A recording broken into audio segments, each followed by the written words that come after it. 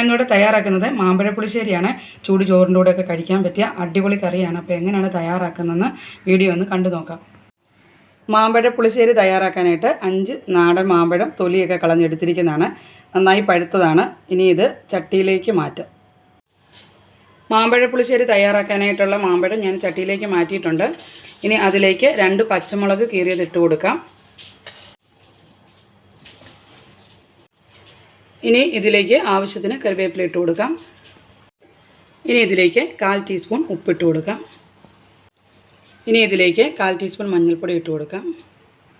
ഇനി ഇതിലേക്ക് മാങ്ങ വേവാൻ ആവശ്യമുള്ള വെള്ളം ഒഴിച്ചു കൊടുക്കാം. അടുപ്പിൽ വെച്ച് ഫ്ലെയിം ഓണാക്കിയിട്ടുണ്ട്. എല്ലാം നന്നായിട്ട് ഇളക്കി കൊടുക്കാം. ഇനി ഇത് നന്നായിട്ടൊന്ന് വെന്ത് വരണം. അതുവരേക്കും മൂടി വെക്കാം. മാമ്പഴ പുളിശ്ശേരിക്കുള്ള അരപ്പ് തയ്യാറാക്കാം. അതിനായിട്ട് 1 മുറി തേങ്ങ ചിരകിയെടുത്തത്, 2 ചെറിയ ഉള്ളി, ഒരല്പം ജീരകം. ഇത് നന്നായിട്ടിനി അരച്ചെടുക്കാം. മാമ്പഴം നന്നായിട്ട് വെന്ത് വന്നിട്ടുണ്ട്. ഇനി ഇതിലേക്ക് 1/2 ടീസ്പൂൺ ശർക്കരപ്പൊടി ചേർത്ത് കൊടുക്കുന്നുണ്ട്. അല്ലെങ്കിൽ അതിന് പകരം പഞ്ചസാര പൊടിച്ചത് ചേർക്കാം. ശർക്കരയാണ് കുറച്ചുകൂടെ നല്ലത്.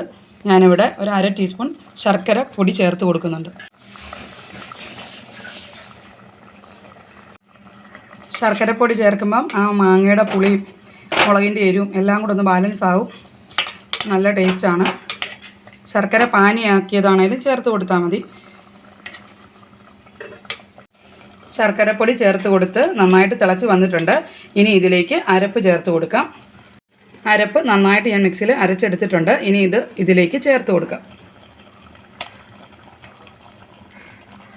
അരപ്പ് ചേർത്തിട്ടുണ്ട്. ഇനി ഒരല്പം വെള്ളം കൂടെ ചേർത്ത് മിക്സിയുടെ ജാറിലേക്ക് ഒഴിച്ചിട്ട് ചുറ്റിച്ചെന്നെടുത്താണ് അതുകൂടെ ചേർത്ത് കൊടുക്കുവാണ്. നന്നായിട്ട് ഇളക്കി കൊടുക്കാം. അരപ്പിൻ്റെ ഒരു പച്ചമണം മാറി വരണം. തേങ്ങ അരയ്ക്കുമ്പോൾ നന്നായിട്ട് അരച്ചെടുക്കണം.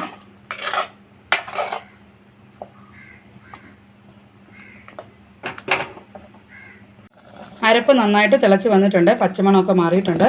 ഇനി ഇതിലേക്ക് ഒരു പിഞ്ച് ഉലുവ പൊടിച്ചതാണ്, വറുത്ത് പൊടിച്ച് ചേർത്ത് കൊടുക്കാം. അരപ്പൊക്കെ നന്നായിട്ട് തിളച്ച് വന്നിട്ടുണ്ട്. ഇനി ഇതിലേക്ക് 1 ലിറ്റർ തൈര് ഉടച്ച് വെച്ചിട്ടുണ്ട്, അത് ചേർത്ത് കൊടുക്കാം. ഫ്ലെയിം ഓഫ് ചെയ്തതിന് ശേഷം വേണം. ഇനി ഇതിലേക്ക് ഉടച്ച് വെച്ചിരിക്കുന്ന തൈര് ഒഴിച്ചു കൊടുക്കാം. പ്രത്യേകം ശ്രദ്ധിക്കണം, ഫ്ലെയിം ഓഫ് ചെയ്ത് വെക്കണം.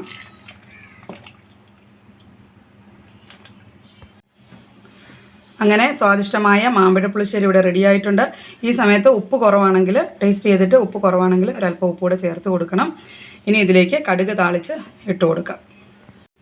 കടുക് വറക്കാനായിട്ട് ഒരു പാത്രം അടുപ്പിൽ വെച്ചിട്ടുണ്ട്. അതിലേക്ക് ആവശ്യത്തിന് എണ്ണ ഒഴിച്ചു കൊടുക്കാം. വെളിച്ചെണ്ണയാണ്. എണ്ണ ചൂടായി വന്നിട്ടുണ്ട്. അതിലേക്ക് ഒരു 1/4 ടീസ്പൂൺ ഉലുവ ഇട്ട് കൊടുക്കാം. ഉലുവ നന്നായിട്ട് പൊട്ടി വരുമ്പോൾ കടുക് ഇട്ട് കൊടുക്കാം. ഇനി ഇതിലേക്ക് കടുക് ഇട്ട് കൊടുക്കാം.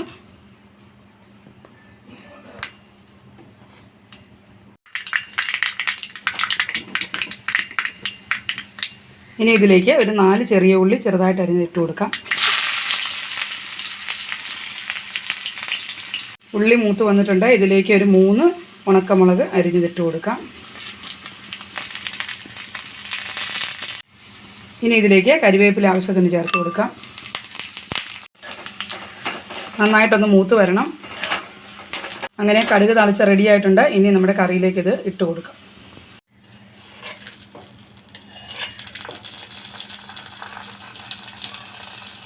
അങ്ങനെ നല്ല ടേസ്റ്റി ആയിട്ടുള്ള മാമ്പഴ പുളിശ്ശേരി ഇവിടെ റെഡി ആയിട്ടുണ്ട്. വീഡിയോ ഇഷ്ടമായിട്ടുണ്ടെങ്കിൽ ലൈക്ക് ചെയ്യുക, ഫ്രണ്ട്സിനൊക്കെ ഒന്ന് ഷെയർ ചെയ്ത് കൊടുക്കുക. സബ്സ്ക്രൈബ് ചെയ്യാത്തവരുണ്ടെങ്കിൽ ഒന്ന് സബ്സ്ക്രൈബ് ചെയ്യുക. ഇനി അടുത്ത വീഡിയോയിലൂടെ കാണാം.